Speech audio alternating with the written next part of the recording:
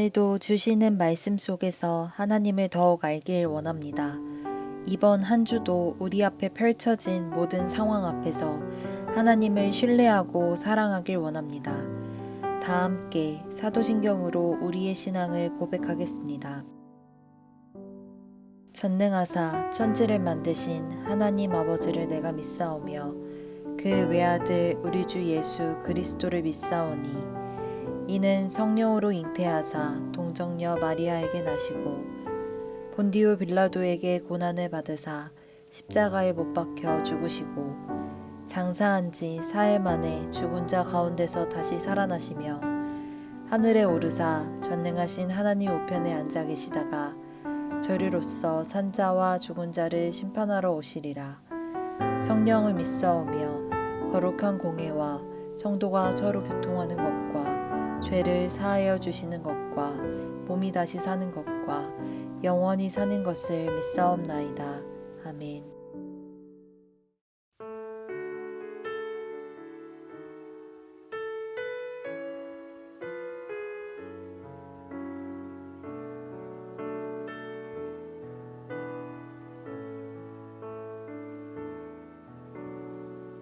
나의 영혼이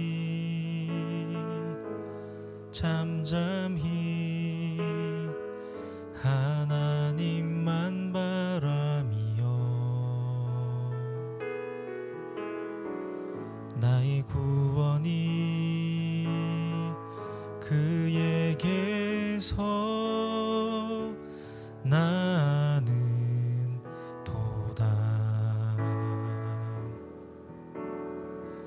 나의 영혼아 잠잠히 하나님만 바라라 나의 소망이 저에게서 나는 도다 나의 영혼이 간절히 여호와를 갈망하며 나의 입술이 여호와를 찬양하리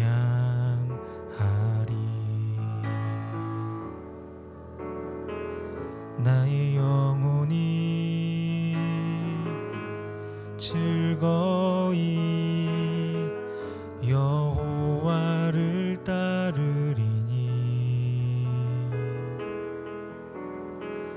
나의 평생에 여호와를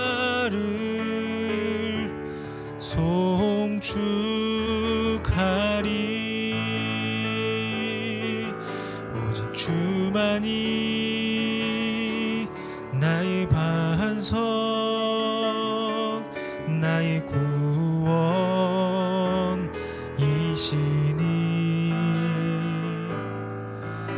오직 주만이 나의 산성 내가 요동치 아니하리 오직 주만이 나의 반석 나의 구원이시니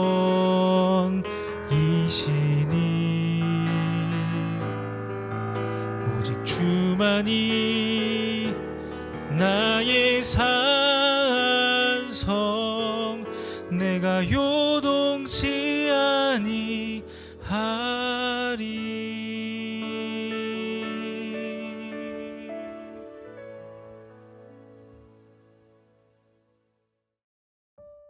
오늘 우리가 함께 나눌 말씀은 야고보서 4장 11절부터 17절 말씀입니다. 형제들아 서로 비방하지 말라. 형제를 비방하는 자나 형제를 판단하는 자는 곧 율법을 비방하고 율법을 판단하는 것이라. 네가 만일 율법을 판단하면 율법의 준행자가 아니요 재판관이로다. 입법자와 재판관은 오직 한 분이시니 능히 구원하기도 하시며 멸하기도 하시느니라. 너는 누구이기에 이웃을 판단하느냐? 들으라. 너희 중에 말하기를 오늘이나 내일이나 우리가 어떤 도시에 가서 거기서 1년을 머물며 장사하여 이익을 보리라 하는 자들아. 내일 일을 너희가 알지 못하는도다. 너희 생명이 무엇이냐? 너희는 잠깐 보이다가 없어지는 안개니라. 너희가 도리어 말하기를 주의 뜻이면 우리가 살기도 하고 이것이나 저것을 하리라 할 것이거늘 이제도 너희가 허탄한 자랑을 하니 그러한 자랑은 다 악한 것이라. 그러므로 사람이 선을 행할 줄 알고도 행하지 아니하면 죄니라. 아멘. 반갑습니다. 오늘 야고보서 4장 11절부터 17절을 중심으로 믿음이라는 주제의 말씀을 함께 나누겠습니다. 야고보는 오늘 본문을 통해서 오직 하나님 한 분이 우리를 다스리는 분이라고 말합니다. 그게 오늘 본문 전체의 주제입니다. 정말 그렇습니다. 우리 삶을 하나님 앞에 이끌고 나아가서 그 앞에 철저히 엎드려 진실되게 하나님의 인도를 따를 수 있다면 우리는 진정한 행복자들일 것입니다. 그런데 사실 우리는 하나님의 말씀의 이끄심을 따르기보다 우리 자신의 감정과 판단과 내 정의와 내 오름의 지배를 받을 때가 너무 많습니다. 내 생각과 내 기분이 옳게 느껴지는 거죠. 그게 11절입니다. 형제들아, 서로 비방하지 말라. 형제를 비방하는 자나 형제를 판단하는 자는 곧 율법을 비방하고 율법을 판단하는 것이라. 너가 만일 율법을 판단하면 율법의 준행자가 아니요 재판관이로다. 이거는 비방, 판단하는 문제를 지적하는 것이라기보다 스스로 판단자의 자리에 올라가 앉는 것이 그 본질적인 문제라고 말씀을 하시는 겁니다. 형제를 비방한다는 것은 이미 그 사람을 판단하고 있다는 의미이기 때문입니다. 그래서 11절 마지막 부분에 재판관이라는 표현을 쓰는 거죠. 예수님께서 초대받은 어느 자리에 갔을 때 상석에 앉지 말라 이렇게 말씀을 하시는데 그게 같은 의미입니다. 상석, 높은 자리라는 말은 판단자의 자리를 말하는 것으로 판단하는 것, 판단자의 자리에 앉는 게 얼마나 위험한지를 말씀하시는 겁니다. 야고보가 같은 말을 하고 있는 거죠. 왜 자신의 판단, 그 감정과 그 감각을 절대적으로 신뢰하는가 라고 묻고 있는 겁니다. 우리는 자주 기분 나쁘다는 생각을 합니다. 근데 많은 경우에 그 기분 나쁜 것도 내가 진실을 잘 모르기 때문에 기분 나쁜 것일지도 모르죠. 그 사람의 진심을 알고 나면 혹은 그 모든 이야기의 배경까지 알고 나면 기분 나쁜 게 아니라 오히려 고마워해야 되는 일일지도 모르는 겁니다. 보통 자식들이 나중에 깨닫고 후회하는 게 바로 그 미안함이죠. 그때는 몰랐는데 내가 눈에 보이는 대로만 판단했는데 시간이 지나고 나보니까 알겠더라. 바로 그겁니다. 물론 우리가 시간이 지나야 알게 되는 것들이 있습니다. 그 순간에 모든 진실들을 다 알 수 있는 것은 아닐 겁니다. 그러나 내가 모른다고 해서 화내고 기분 나빠도 되는가 하는 거는 또 다른 문제죠. 성경은 오히려 나를 가장 선하고 완전하게 이끄실 우리 주님을 신뢰하라 이렇게 말씀을 하고 계시는 겁니다. 나 자신에 대한 믿음을 줄이고 자기 부정. 여러분, 성도에게 있어서 가장 중요한 하나가 자기 부정이거든요. 자기 부인이라고 표현하죠. 가장 선하게 인도하실 우리 주님을 더 신뢰하고 바라보고 의지하고 은혜를 구하는 겁니다. 그래서 13절에서 이렇게 말씀하십니다. 들으라, 너희 중에 말하기를 오늘이나 내일이나 우리가 어떤 도시에 가서 거기서 1년을 머물며 장사하여 이익을 보리라 하는 자들아. 거의 모든 사람들이 13절처럼 합니다. 인생의 계획을 세워놓고 그게 전부라고 믿는 거죠. 근데 성경은 그게 얼마나 어리석은 생각인지 아냐? 이렇게 우리에게 묻고 있는 겁니다. 잠깐 보이다가 없어지는 안개와 같은 것이 우리 인생인데 마치 오늘 조금 더 잘 나가는 게 우리 삶의 목적이라고 생각한다면 그게 얼마나 어리석은 일인가 하는 겁니다. 내 삶이 영원한 것처럼 착각하지 말라는 거죠. 근데 그게 기독교 신앙입니다. 기독교 신앙의 가장 중요한 포인트 중에 하나는 이 땅에서의 삶이 전부가 아니라는 겁니다. 우리가 어쩌다가 생겨났고 그래서 눈에 보이는 대로 남들 하는 것처럼 최선을 다해 살다가 죽으면 그게 잘 사는 거다라고 믿는 그 세상으로부터 시작된 믿음은 절대로 진실이 아니라는 겁니다. 오히려 눈에 보이는 대로 말하고 눈에 보이는 대로 머릿속에 판단되는 대로 결정하면서 살아가는 모든 것은 결국 우리를 무너뜨린다는 것을 알아야 된다는 거죠. 우리에게는 보이는 게 전부가 아니라 우리를 지으신 하나님, 우리를 사랑하셔서 그의 아들 독생자 예수님까지도 우리를 위해 내어주신 하나님, 우리의 모든 연약함과 부족함과 못남 속에서도 우리를 영원한 사랑으로 이끄실 우리 하나님이 계시다는 것을 기억하라는 겁니다. 그게 기독교 신앙입니다. 그래서 여전히 연약해 보이고 완전히 무가치해 보이는 우리의 삶도 오직 하나님으로 인해서 가치가 생겼고 의미가 생겼고 우리에게 그렇게 영원한 생명이 이루어지고 완성될 것을 믿고 우리 현실 속을 이 불완전해 보이는 우리 현실 속을 살아가라 라고 하는 것이 기독교 신앙입니다. 그것을 두고 믿음이라고 부르는 겁니다. 그래서 기독교 신앙은 이 땅이 전부가 아닌 것을 아는 것으로, 이 땅에는 소망이 없는 것으로, 우리 인생은 안개와 같이 사라질 것을 아는 것으로 시작이 되는 겁니다. 14절이죠. 내일 이 일을 너희가 알지 못하는도다. 너희 생명이 무엇이냐? 너희는 잠깐 보이다가 없어지는 안개니라. 그것은 단지 지식에 그치는 게 아닙니다.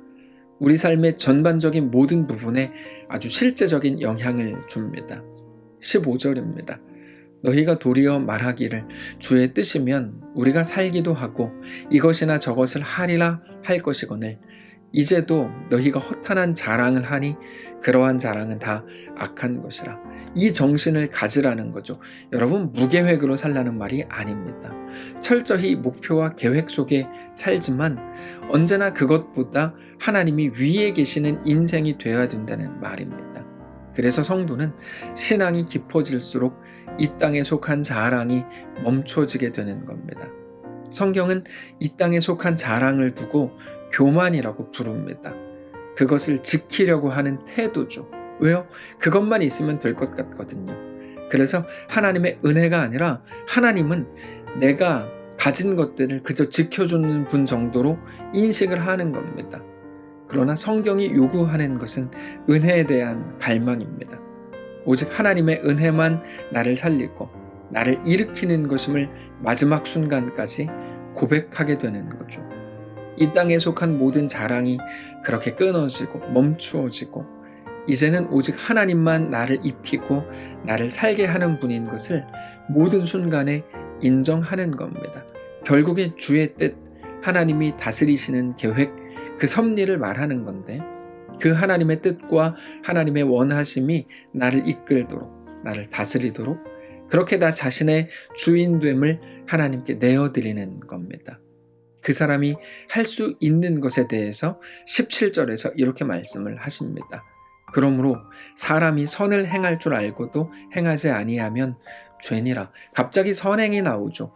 선행은 말 그대로 선한 행동입니다. 그런데 선한 행동에는 반드시 자신의 희생이 따릅니다.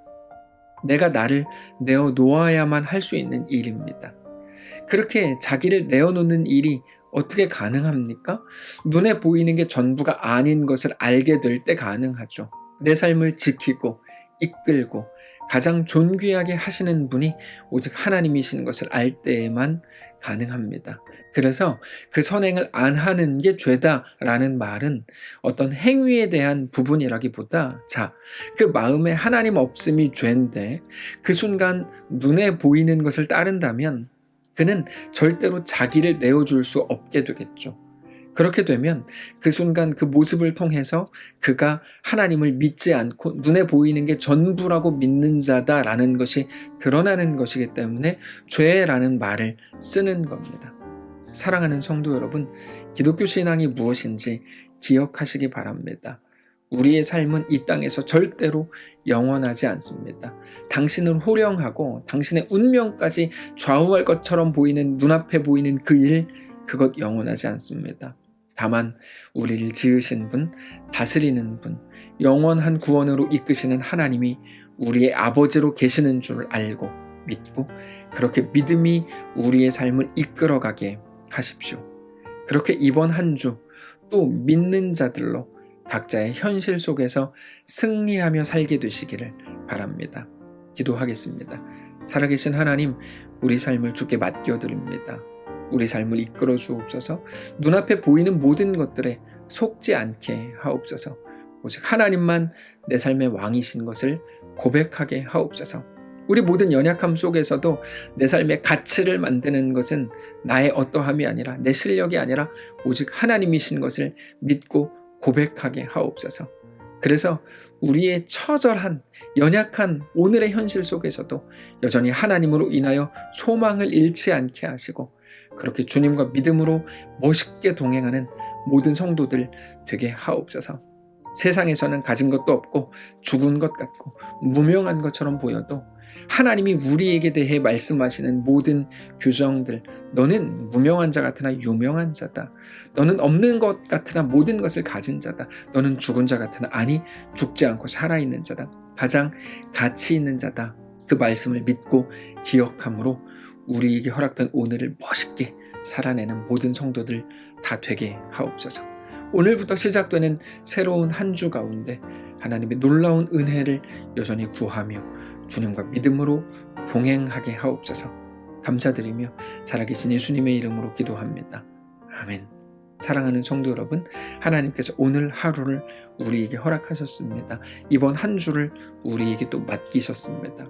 그 속에서 우리 주님과 함께 동행하시기를 바라고 어떤 형편 속에서든지 하나님으로 인하여 만족하고 하나님으로 인하여 소망이 끊어지지 않는 귀한 우리 모두의 삶이 되시기를 바랍니다.